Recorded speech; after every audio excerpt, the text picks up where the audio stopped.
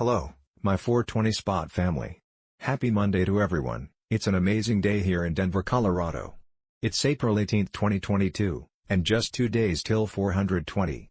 What are your plans? Please leave us a comment on what you are doing. Also, like and subscribe. Thank you. So here we go in the news today. The top things to know.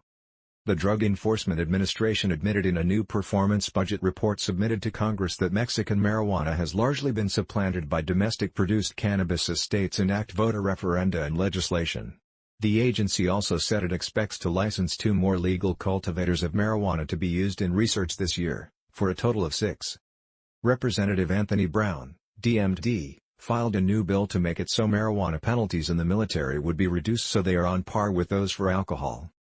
The Colorado House of Representatives passed a bill to legalize MDMA in the state when it gets FDA approval. The legislation now heads to the Senate, where a hearing is scheduled for April 25. The Hawaii House Health, Human Services, and Homelessness Committee unanimously approved a Senate-passed resolution calling on state officials to form a psilocybin working group to explore the therapeutic potential of the psychedelic. The Drug Enforcement Administration is moving to schedule 2 more psychedelics. 2,5-dimethoxy-4-iodoamphetamine, DOI, and 2,5-dimethoxy-4-chloroamphetamine, DOC. Senator John Hickenlooper, DCO, said Colorado legalized recreational marijuana and we haven't seen any increase in teenage consumption, teenage experimentation or overall consumption. Representative Andy Levin, DME, tweeted photos of his visit to a marijuana dispensary. Representative Eleanor Holmes Norton, Democrat DC, tweeted, "Tax day is April 18th. We are reminded that Congress prohibits DC from spending the local tax dollars DC raises for abortions for low-income women and commercializing recreational marijuana, even though states can spend their tax dollars for both purposes." Pennsylvania Democratic Senate candidate John Fetterman, currently the lieutenant governor, said it is a high honor to be included on High Times' list of the 100 most influential people in cannabis. Ohio Democratic congressional candidate Nina Turner tweeted, "It's time to decriminalize cannabis. It's time to expunge records. And the industry better is equitable for black and brown communities harmed by its criminalization. Enough is enough." She also tweeted, "Despite similar rates of usage, black people are 4 times more likely to be arrested for cannabis possession than white people. Enough." Alaska Governor Mike Dunleavy, R., appointed a new top marijuana regulator. Pennsylvania Governor Tom Wolf, D., tweeted, "Tomorrow marks 6 years since we legalized medical marijuana in Pennsylvania. We can do more to improve accessibility, but I'm proud of our work so far. Hundreds of thousands of Pennsylvanians feel better each day because of legalized medical marijuana."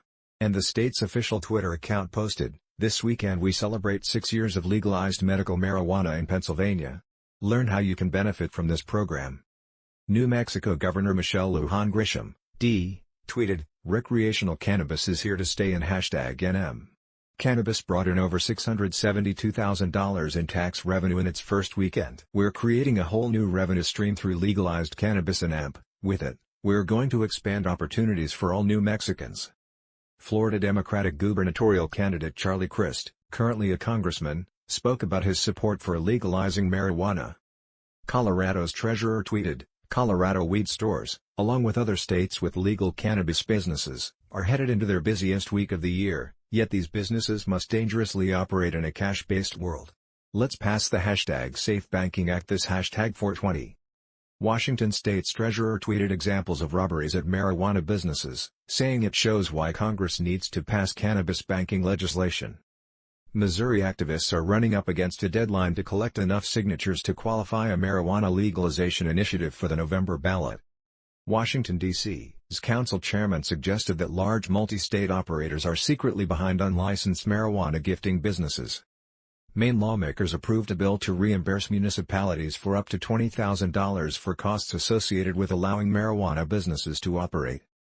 The Tennessee House Criminal Justice Committee amended a bill that would have banned Delta-8 THC products to instead tax and regulate them.